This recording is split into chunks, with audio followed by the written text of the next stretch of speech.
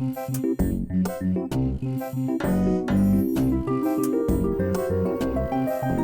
semuanya, perkenalkan saya Naura Nurfika, mahasiswi dari program studi D3 Kebidanan Universitas Singa Berbangsa Karawang.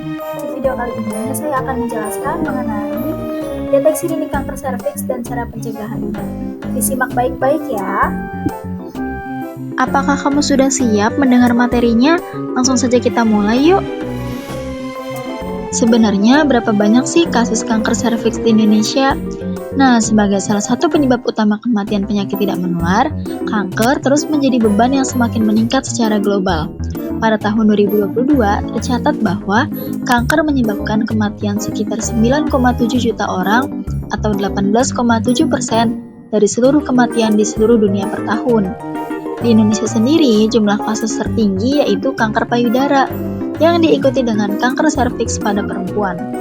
Berdasarkan Rencana Kanker Nasional tahun 2024-2023, estimasi jumlah kasus kanker serviks di Indonesia pada perempuan berdasarkan topografi Globoken sebanyak 37.000 kasus.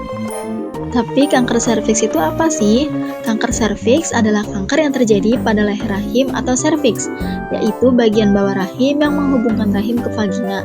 Seperti yang ada di gambar ya teman-teman, kanker serviks merupakan tumor ganas yang disebabkan oleh pertumbuhan sel-sel epitel serviks yang tidak terkendali. Kanker serviks merupakan gangguan pertumbuhan sel yang tidak terkendali atau abnormal pada leher rahim atau serviks uteri. Saat ini kanker serviks menempati peringkat kanker kedua terbanyak di Indonesia setelah kanker payudara. Berikut ini faktor-faktor yang bisa menyebabkan atau beresiko terkena kanker serviks. Yang pertama yaitu ada human papillomavirus atau virus HPV yang menyebabkan kanker serviks. Yang kedua, kontak seksual dengan terlalu banyak partner seks. Yang ketiga, pola hidup tidak sehat. Yang keempat, pemakaian kontrasepsi oral lebih dari 4 atau 5 tahun. Yang kelima, riwayat keluarga dengan kanker serviks dan jumlah paritas atau ibu yang pernah melahirkan lebih dari 3 atau 4 anak. Nah, gejala dari kanker serviks yang pertama itu ada keputihan tanpa gejala yang nantinya akan berlanjut menjadi warna merah muda hingga kecoklatan.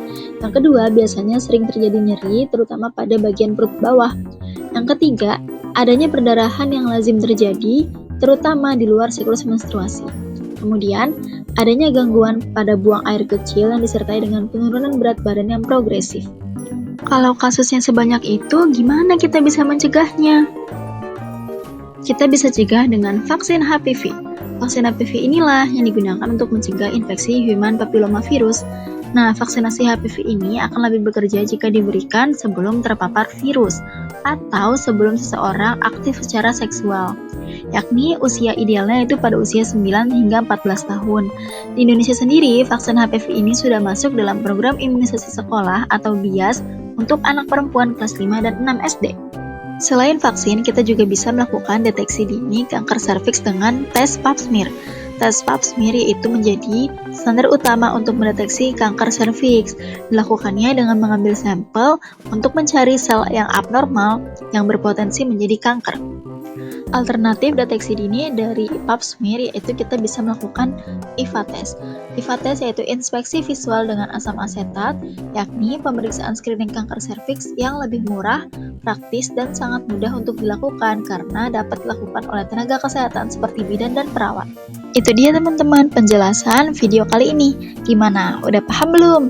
Kalau udah paham, ayo cegah kanker serviks dengan vaksinasi HPV, menjaga pola hidup sehat, dan rutin melakukan deteksi dini dengan pemeriksaan IVA test ataupun pap smear.